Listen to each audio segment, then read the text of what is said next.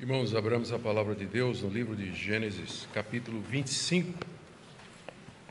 Leiamos do verso 19 até o verso 26.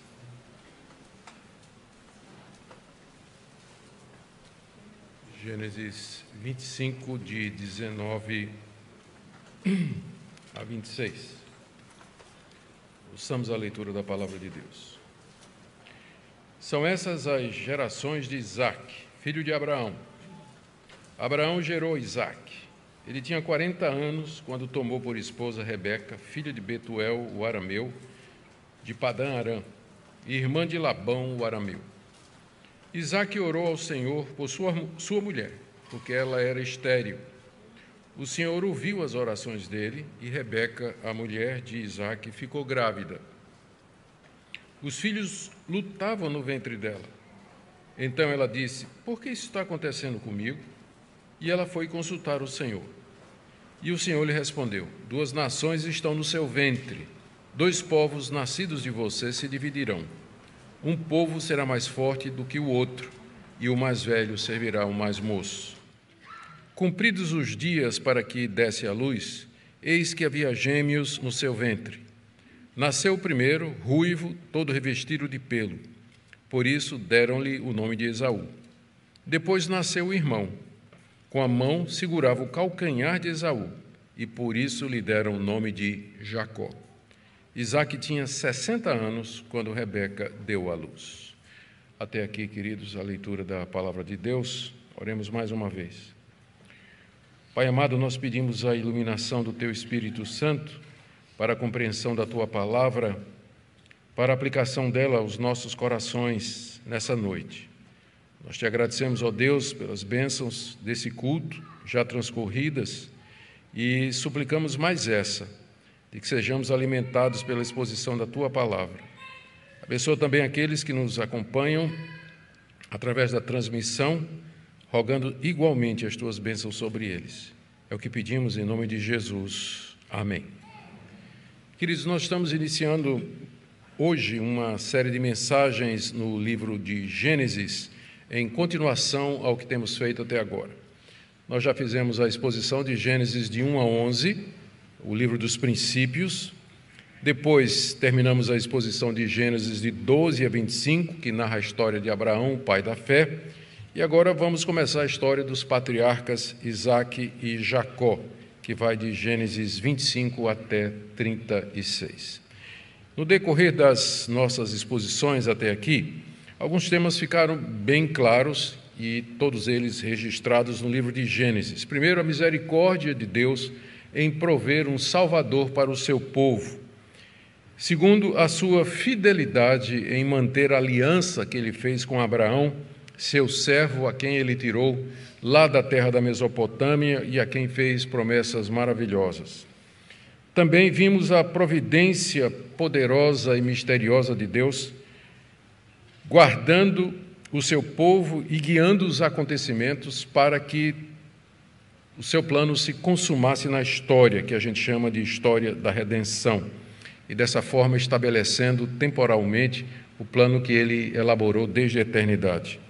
Vimos também fatos, pessoas, figuras e instituições preparando a chegada daquele que era a semente prometida à mulher, em Gênesis 3,15, o descendente de Abraão, que é o Senhor Jesus, nosso Salvador.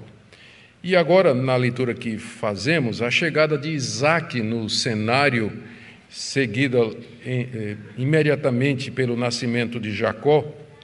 Nós temos mais desses eventos que revelam o cuidado de Deus no cumprimento dos seus planos e de suas promessas feitas ao seu povo.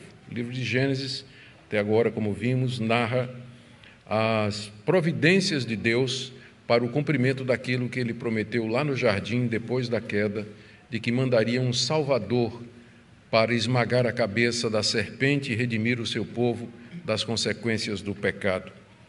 E o registro que nós temos disso está aqui no livro de Gênesis, inicialmente, e nós podemos dizer que toda a Bíblia tem como tema exatamente isso, a história da redenção, de como Deus cumpriu e cumpre as suas promessas em favor do seu povo.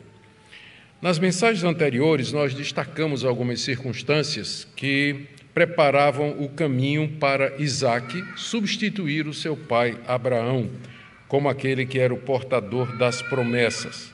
Como, por exemplo, Abraão manda seu servo buscar uma esposa para Isaque de entre a sua parentela, proibindo o servo de tomar para o seu filho uma mulher que fosse de entre os cananeus.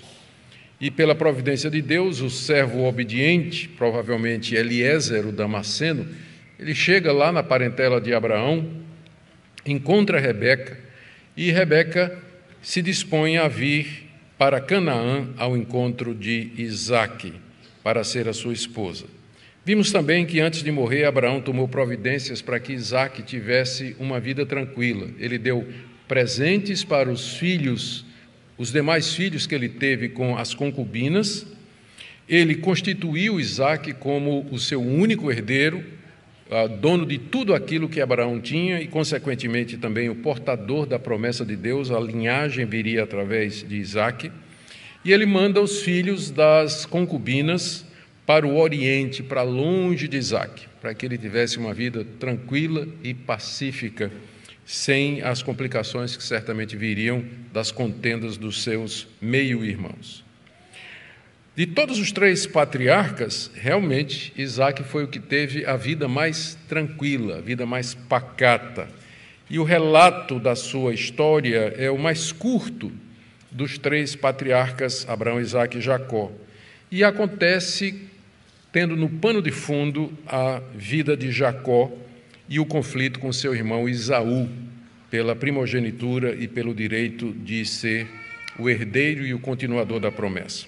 Hoje nós vamos ver 3 episódios narrados aqui por Moisés, no texto que nós acabamos de ler e que abrem a história da vida de Isaque. Primeiro, Isaque toma Rebeca como esposa, do verso 19 a 20. Segundo, ela engravida, do verso 21 até o verso 23, e depois os gêmeos vêm à luz, do verso 24 até o verso 26. Depois vamos fazer algumas aplicações para nosso coração. Siga aí na Bíblia a exposição, nós iremos fazer verso a verso, como é o nosso costume. Em primeiro lugar, Isaque toma Rebeca como esposa. Já no capítulo anterior, nós tínhamos visto como ela veio a Canaã para ser a sua mulher. E agora, a consumação, do verso 19 até o 20. Nós lemos aqui que, no verso 19, são estas as gerações de Isaque. Essa expressão, são estas as gerações, aparece várias vezes no livro de Gênesis, toda vez que um novo cenário, um evento importante vai começar. E ele marca o início da vida de Isaque e da vida de Jacó, que vai ser o seu herdeiro. Moisés, então, vai relatar a história de Isaque e sua família. São estas as gerações de Isaque. Isaque, que era o filho prometido de Abraão. Abraão gerou Isaque. É dito aí no verso 20 que ele tinha 40 anos quando se casou com Rebeca. Portanto, não percam a esperança. 40 anos, ele casa com essa mulher maravilhosa. Era uma moça bonita, era uma moça crente, era da parentela dele, na verdade era sua prima. Ela era filha de Betuel, o único irmão vivo de Abraão, e era lá de Padã Arã, cidade que ficava ao noroeste da Mesopotâmia, onde Abraão morou durante um tempo, e de onde eles têm o nome de arameus, que eram os moradores daquela região. É dito aqui por Moisés, no final do verso 20, que Rebeca tinha um irmão que nós já conhecemos dos capítulos anteriores, chamado Labão. Ele só é mencionado aqui por conta do papel que ele vai ter na história de Jacó, nos capítulos seguintes, senão seria um detalhe insignificante. Mas aqui Moisés já está preparando o cenário para toda aquela confusão que vai acontecer entre Jacó e o seu futuro sogro, né, que é Labão. Muito bem. Apesar de ser a esposa ideal para o patriarca Isaque, ela foi escolhida sob oração, a providência de Deus guiou todas as coisas, entretanto, ela era estéril. Ela era estéril. A vida dela e o encontro dela com Isaque foi marcado por oração e pela providência de Deus. Mas como acontece em tudo na vida, nada é exatamente perfeito. Então, Rebeca veio com um defeito de fábrica, não é? Apesar de ser tudo o que ela era, ela não podia ter filhos. Ela não podia ter filhos, como diz aí o verso 21. Isaque orou ao Senhor por sua mulher, porque ela era estéril. A semelhança de Sara, a matriarca, que veio antes dela e que ela não conheceu, porque Sara morreu 3 anos antes dela casar com Isaque. Ela não conheceu, mas certamente conhecia ou tomou conhecimento da história de Sara. A esterilidade, como nós já vimos, ela não era vista no Antigo Oriente de maneira muito favorável. Em algumas culturas, a mulher que era estéril era vista até como amaldiçoada por Deus. A expectativa para todas as mulheres é que elas se casassem e que elas tivessem filhos, e muitos filhos. No caso de Rebeca, além de haver toda essa expectativa que era comum daquela época, ela havia casado com um homem que era herdeiro de promessas do tipo: vai ser pai de numerosas nações, seus descendentes serão numerosos como as estrelas e a areia da praia do mar, na sua descendência serão benditas todas as nações da terra. Ela havia casado com um homem que era herdeiro dessas promessas, e ela era estéril.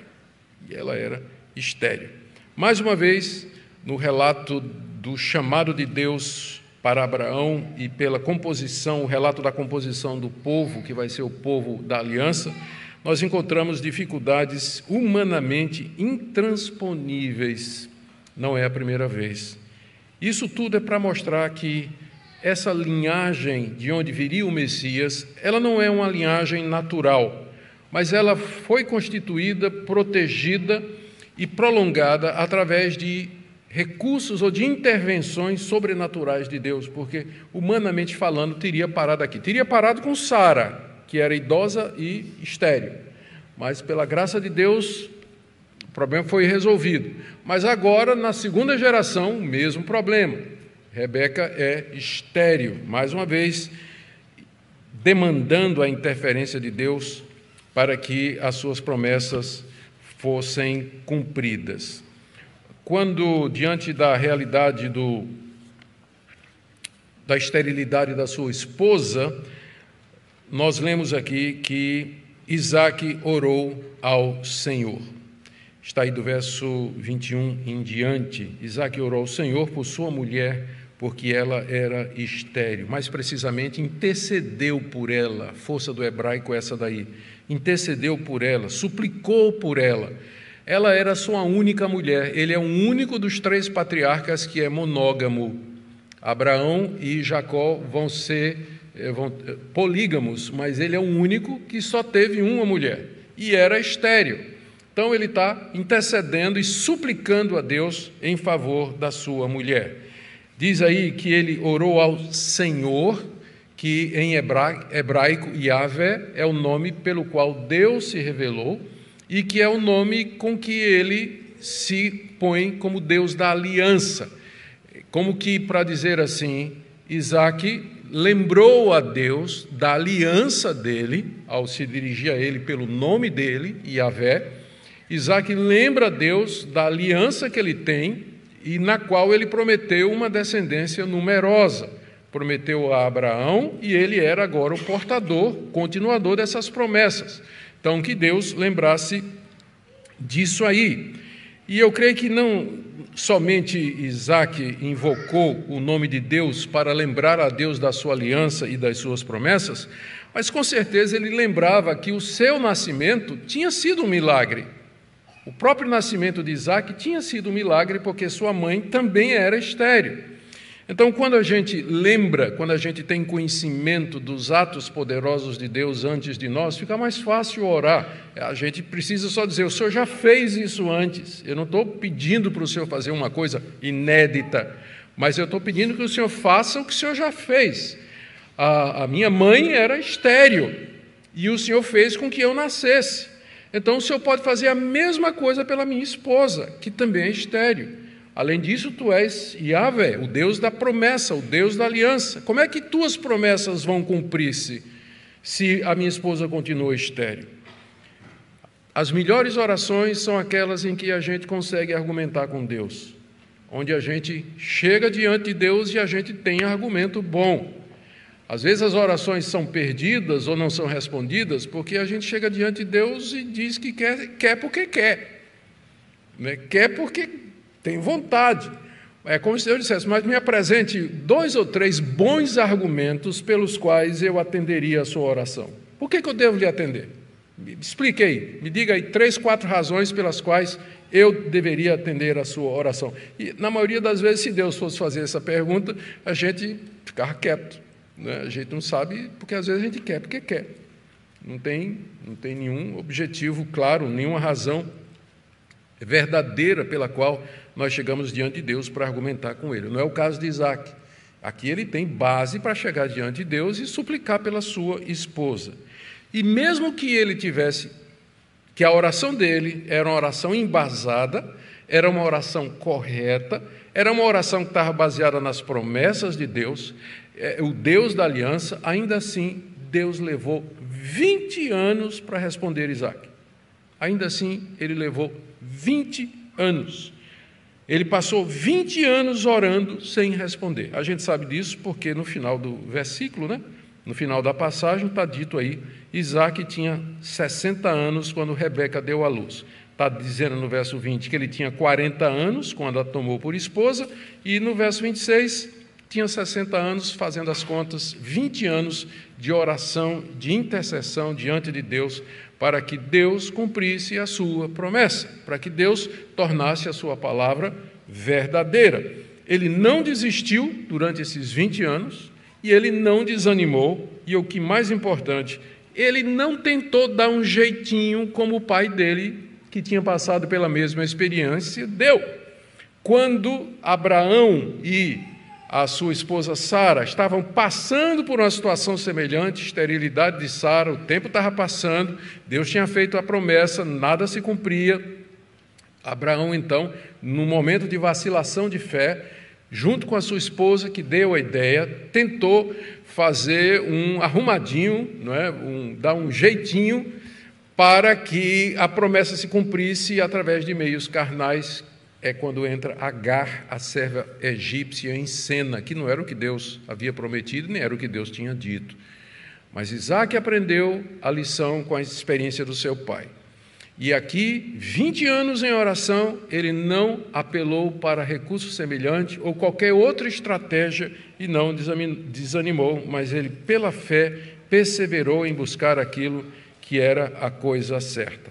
E, finalmente, no tempo de Deus, no momento de Deus, que nem sempre é o nosso, a gente quer para ontem, não é? A gente quer para ontem. Deus ouve a oração e Rebeca fica grávida. Diz aí, final do verso 21, o Senhor ouviu as orações dele, ouvir no sentido de ouvir favoravelmente, ouvir e atender, ouvir e dar a resposta positiva. O Senhor ouviu as orações dele, no plural, porque não foi só uma, não, foram muitas. E Rebeca, a mulher de Isaac, ficou grávida. Essa gravidez não é uma concepção miraculosa como aquela do nosso Senhor Jesus Cristo, que foi gerado no ventre da Virgem Maria pelo poder do Espírito Santo, sem a participação de José. Mas foi uma concepção natural. Deus abençoou o relacionamento conjugal de Isaac e de Rebeca, de forma que ela ficou grávida como as mulheres ficam grávidas. E aí você vê como Deus responde orações, ele não deixa de usar os meios naturais, e as causas que ele estabeleceu para os determinados efeitos que nós procuramos. A gente ora e nem sempre a resposta vem de forma miraculosa. O milagre consiste em Deus fazer com que as leis que ele estabeleceu funcionem normalmente, que é o caso aqui. Ela, então, engravidou do seu marido. O verso 22 introduz um cenário que é característico daquilo que nós vamos encontrar no livro de Gênesis. A vida dos patriarcas, dos 3 patriarcas mais importantes, que são Abraão, Isaque e José, são introduzidas por revelações e visões. Deus aparece lá a Abraão em Ur dos Caldeus e faz aquele chamado extraordinário. Aqui, a vida de Jacó é precedida por essa revelação que nós vamos ter aqui, que foi dada a Isaque através da sua esposa Rebeca. E todo mundo sabe que a história de José começa quando ele tem sonhos, onde ele aparece como alguém diante de quem seus irmãos e seus próprios pais se ajoelham. Então, dos 3 grandes patriarcas do livro de Gênesis, Abraão, Jacó e José, a história deles é prefaciada por uma revelação divina, mostrando que Deus está no controle. E é o caso aqui, a história de Jacó, que começa junto com a história de Isaque, não é como eu disse, a história de Jacó, de Isaque serve meio que como pano de fundo para a história de Jacó, que se destaca mais do que ele. Tudo começa com essa visão aqui, que vai definir o futuro de Jacó. Diz aí no verso 22 que Rebeca percebeu que os filhos lutavam no ventre dela. Ela percebeu que tinha um rebuliço, né, na barriga. Tinha alguma coisa, um incômodo que estava acontecendo. A essa altura, eles não tinham como detectar, como nós hoje sabemos, os detalhes da gravidez, não é? Mas ela deve ter sentido que não era, a coisa não parecia normal, embora fosse a primeira gravidez dela. Tanto é que ela faz essa pergunta aí no verso 22. Os filhos lutavam no ventre dela. Essa declaração é de Moisés pós-facto, né? Moisés, que já conhece a história toda, está dizendo que é o que estava acontecendo. Os meninos estavam brigando na barriga dela. E a palavra aqui, lutar, significa, mais no sentido de empurrar. É como se um tivesse querendo esmagar o outro na barriga dela.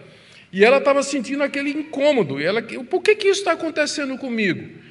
Qual a razão, qual o propósito desse incômodo que eu estou percebendo aqui? Será que vale a pena? Eu queria tanto engravidar e depois que eu engravido, acontece isso? Qual o propósito? Qual a razão de ser? A expressão, essa pergunta dela no hebraico, é difícil de traduzir. Se você tiver outras traduções aí, você vai ver como as traduções variam, inclusive os comentários nas Bíblias comentadas aí, eles vão dizer isso para você. A gente não sabe exatamente o que é que ela perguntou, mas era alguma coisa do tipo assim: por que é que isso está acontecendo comigo? Será que vale a pena ter ficado grávida? Qual o propósito de tudo isso que está acontecendo na vida? E aí, como crente que ela era, final do verso 22, ela foi consultar o Senhor. Essa expressão, foi consultar o Senhor, significa que tinha um lugar onde essa consulta era feita. Senão não faz sentido dizer, ela foi consultar o Senhor. Então ela foi a algum lugar onde geralmente se consultava a Deus, provavelmente um dos altares erigidos por Abraão ou por Isaque, que era prática costumeira. Eles tinham altares em Hebrom, tinha altares aqui em Beer-Laroi, que era próximo do poço, onde aconteceu aquele episódio de Agar, e em quase todo lugar da terra de Canaã, onde Abraão tinha passado, ele tinha construído um altar. Essa era a prática dele. Então, Rebeca, ela vai a um desses locais consultar a Deus, mostrando que o culto a Deus fazia parte da família patriarcal. Já tinha um lugar reservado onde se fazia sacrifícios e onde, então, a palavra de Deus era proclamada. Talvez ela foi ali consultar o seu marido Isaque. Nós vamos ver daqui a pouco. Abraão ainda era vivo. Ela poderia ter ido consultar Abraão. Lembra que Abraão era profeta. Abraão era profeta. Ou ela pode ter ido lá simplesmente orar, né, e perguntar a Deus o que é isso que está acontecendo. A gente não sabe o certo. O que a gente sabe ao certo é que Deus respondeu. E mais uma vez a gente vê Deus aqui reagindo à oração do seu povo. A história toda de Isaac está cercada de oração. O servo orou, Senhor, mostra a mulher para Isaac. Deus respondeu. Rebeca era estéril, Isaac orou, Deus respondeu.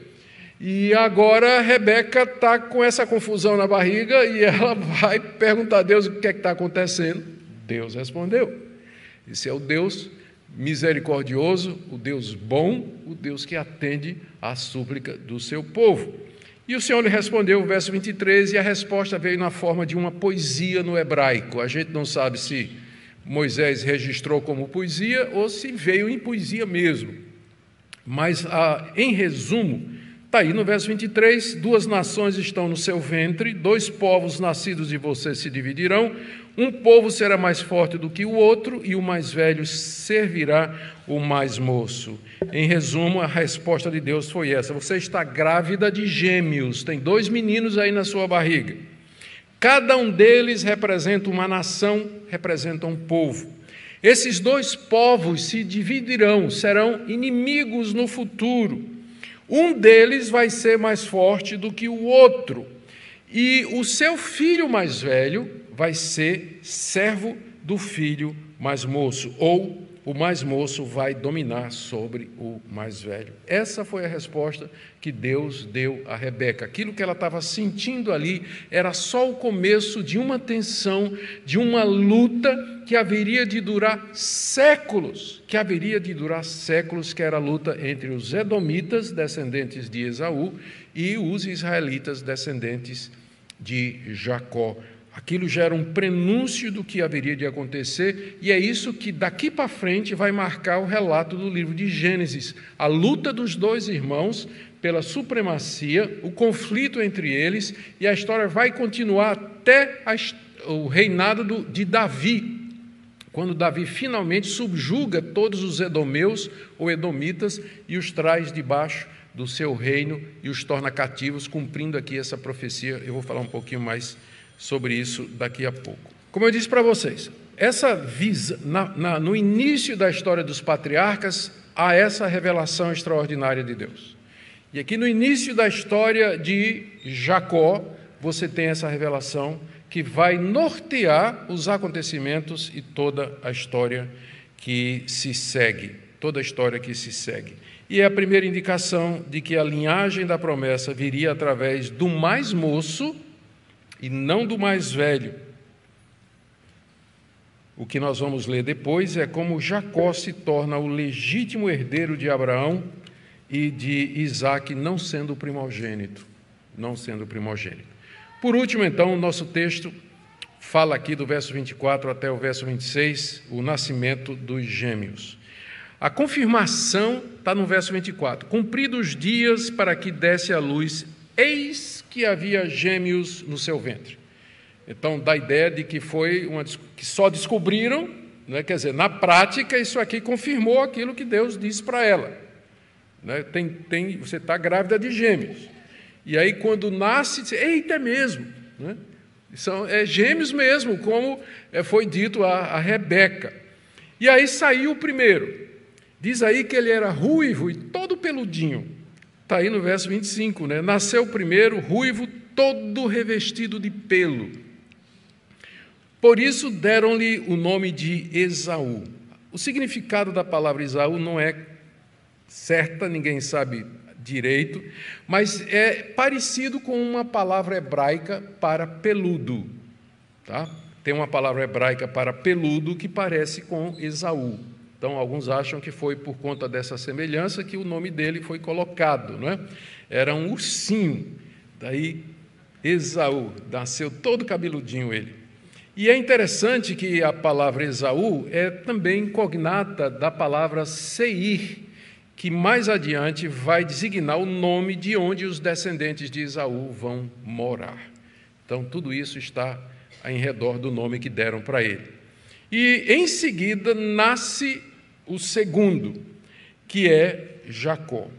Diz aí no verso 26 que depois nasceu o irmão que com a mão segurava o calcanhar de Esaú, por isso lhe deram o nome de Jacó. Mais uma vez, a gente não tem certeza do que o nome Jacó significa, soa em hebraico como a palavra calcanhar. E no contexto do Antigo Oriente, para você indicar uma pessoa traiçoeira, você dizia, é alguém que costuma pegar o outro pelo calcanhar. Então, que vinha por trás e pegava no calcanhar e derrubava a pessoa. Por isso que o nome Jacó também significa aquele que é enganador, ou aquele que é suplantador, mas a raiz é a palavra calcanhar. Ele já nasceu segurando no calcanhar do irmão, profetizando, eis um verdadeiro ato profético, em que ele profetiza o que é que ele vai fazer com o irmão mais tarde, a começar pelo engano de tomar dele o direito da primogenitura. Isaac tinha 60 anos de idade quando eles nasceram, diz aí o texto final do verso 26. Abraão ainda estava vivo, ele tinha 140 anos. O relato da morte de Abraão, que nós vimos na mensagem anterior, ela não está cronologicamente na sequência. Moisés antecipou o relato da morte de Abraão, porque ele já tinha passado em vida o patriarcado para Isaac. Então, Abraão sai de cena e entra Isaac. Então, é por isso que Moisés narrou antecipadamente a morte de Abraão. Mas Abraão estava vivo. Abraão vai morrer com 175 anos. Ou seja, quando ele morreu, Esaú e Jacó tinham 35 anos. Então, Abraão carregou os meninos no colo, os netinhos no colo, apartou briga dos dois, que eles devem ter passado a infância toda brigando, e morre quando eles já são homens feitos de 35 anos de idade. Esse é o relato, então, inicial da história de Isaac / Jacó, que nós começamos a ver hoje. Nos próximos capítulos, nós veremos o desenvolvimento na prática dessa profecia sobre os meninos, de como Jacó vem a se tornar o herdeiro da promessa e os fatos que cercaram tudo isso aí. O que é que Moisés queria ensinar, queridos, para os seus primeiros leitores com esse relato?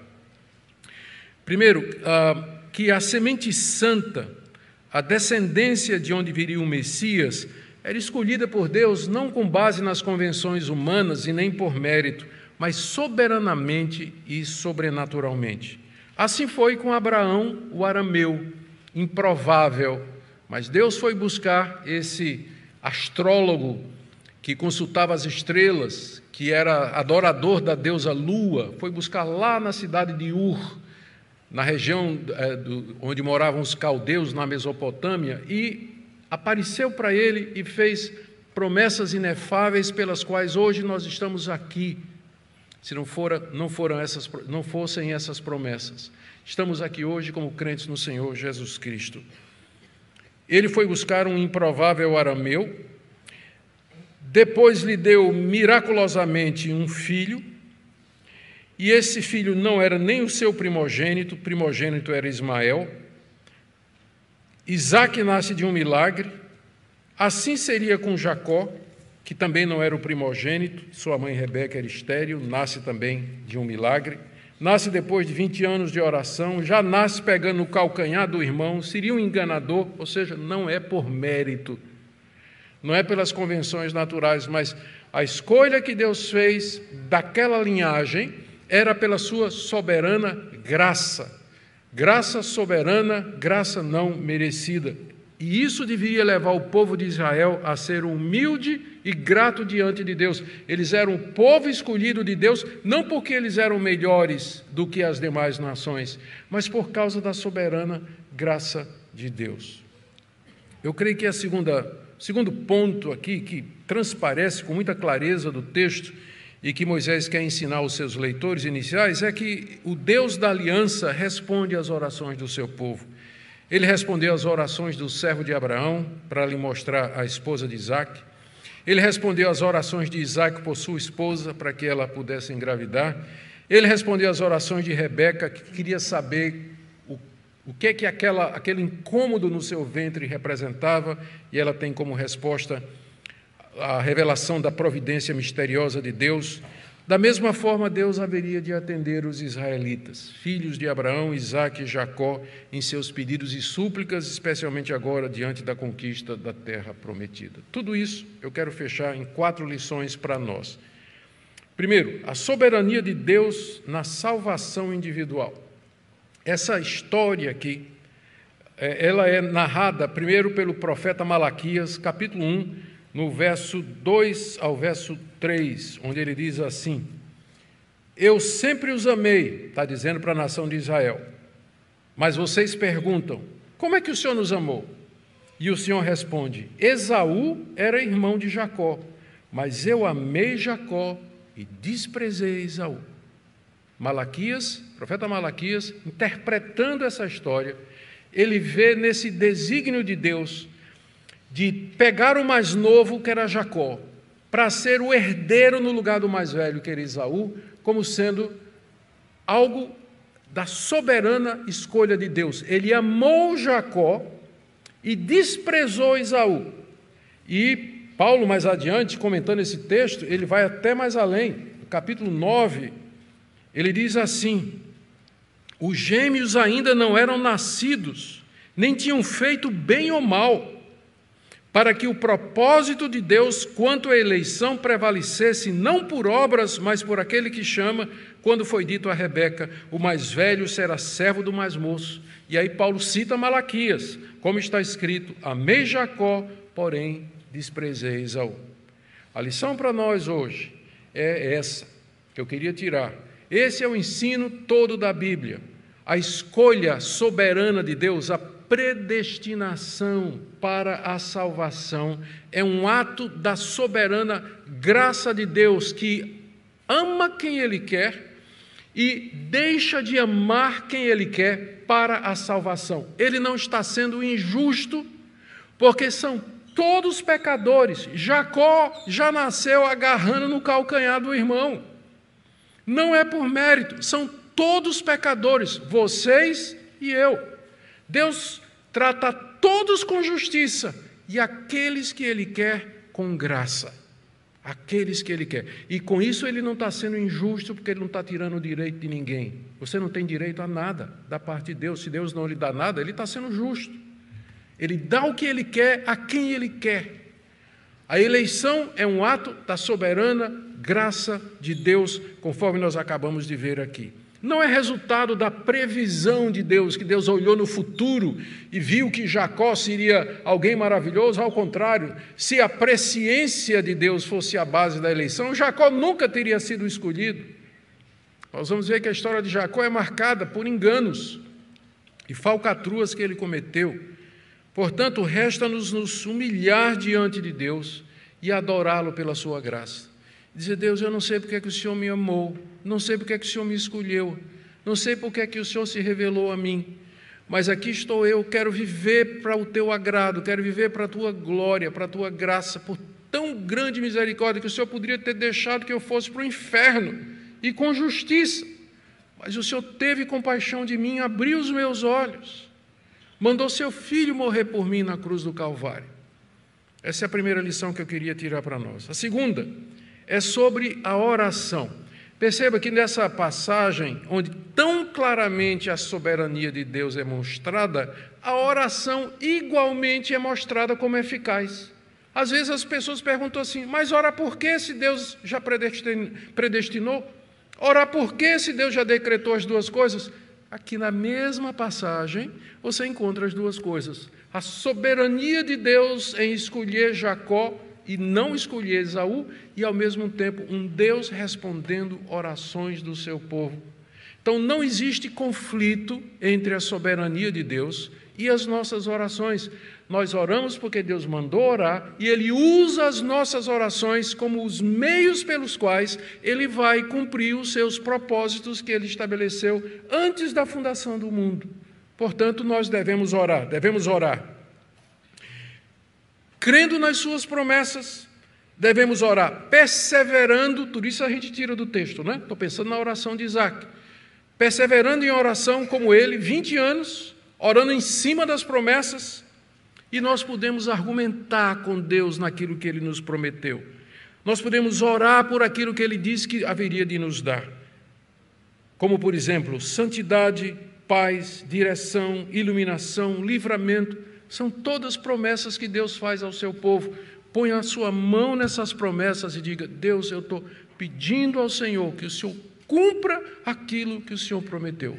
Agora, se você está pedindo a Deus coisas que Ele nunca prometeu, não há nenhuma garantia de que Deus vai lhe dar. Ele pode até fazer, se não for contra o seu caráter santo. Mas se não é prometido, do tipo assim, ficar rico. Deus, eu quero ficar rico, eu quero prosperar. Deus nunca prometeu que os seus filhos seriam todos prósperos e ricos, apesar de ter uma teologia muito forte no meio evangélico que equivocadamente ensine isso aos incautos, de que vão para as igrejas achando que Deus, se eles fizerem alguma coisa ou crerem o suficiente, Deus então vai dar para eles todas as bênçãos materiais disponíveis aqui nesse mundo. Deus nunca prometeu isso. Pode ser que Ele lhe dê. Se você conseguir responder aquela pergunta, tá, me diga por que eu devo fazer você rico. Se você apresentar a Deus 3, 4 boas razões pelas quais Deus deveria fazer você enricar, então, de repente, pode até ser que Ele responda, não é? Pode até ser. Sugestão, comece logo dizendo: Senhor, quanto mais eu ganhar, maior o dízimo. Comece com esse argumento. Quem sabe você consegue convencer Deus disso aí. Mas, queridos, é essa a lição daqui. Em cima da promessa, Isaac orou. Em cima das promessas que nós temos claramente dadas na Bíblia, nós podemos orar, nós podemos perseverar, insistir com Deus e argumentar com Deus. Portanto, não desista. Se sua oração é válida, se ela tem fundamento, se o que você pede é aquilo que Deus prometeu, não desista. Ele vai responder você, ainda que leve 20 anos. Mas Ele vai responder você. Se você está pedindo aquilo que Ele disse que haveria de fazer. Terceiro lugar, a veracidade da palavra profética. Os edomitas, descendentes de Esaú, foram dominados e conquistados por Davi, incorporados ao seu reino séculos depois, exatamente como Deus tinha dito a Rebeca, que o mais velho seria dominado pelo mais moço. Aconteceu séculos depois, na história das conquistas de Davi, de toda essa região dali de Canaã. E por último, queridos, vejam como a providência de Deus, ela provê de maneira sobrenatural a linhagem do Messias. A escolha de uma mulher que era estéril para mostrar o seu poder, 20 anos de oração para mostrar que tudo depende dele, a escolha do filho mais moço e não do primogênito para mostrar a sua graça. Tudo isso preparando o mundo para a chegada daquele que é o nosso Senhor e o nosso Salvador, Jesus Cristo, filho de Abraão, filho de Isaac, filho de Jacó.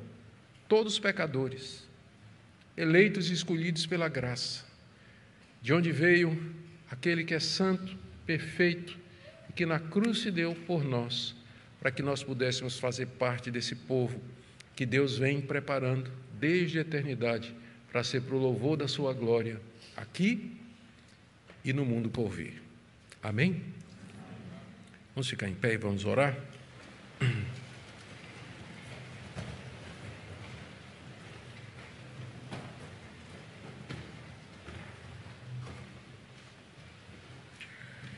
Obrigado pela Tua palavra, Senhor, tão rica, que fala ao nosso coração, tão cheia de lições preciosas. Obrigado pela Tua fidelidade, pela Tua providência. Te damos graças pela Tua soberana eleição, pela Tua compaixão. Oramos por aqueles que estão diante de Ti, suplicando por aquilo que prometestes, que o Senhor atenda, Senhor, porque o Senhor é fiel. Tudo aquilo que o Senhor prometeu, o Senhor vai dar. Atende, pois. Nós oramos, ó Deus, para que não desfaleçam e não desanimem de orar. Oramos também, Senhor Deus, por aqueles que aqui se encontram e que ainda não creem no Senhor Jesus Cristo, ou que vacilam na sua dedicação. Nós oramos que o Senhor fale aos seus corações, para que nós tenhamos aqui, Senhor, nessa igreja, um povo para o louvor da Tua glória, que Te conhece, que Te ama e que está disposto a viver inteiramente para o Teu agrado. Oramos, ó Deus, pelos nossos filhos, que o Senhor os mantenha na aliança, que o Senhor os mantenha dentro da família da fé. Oramos por aqueles que estão desviados, que o Senhor possa trazê-los de volta ao redil. Ouve a nossa oração. Pedimos em nome de Jesus. Amém.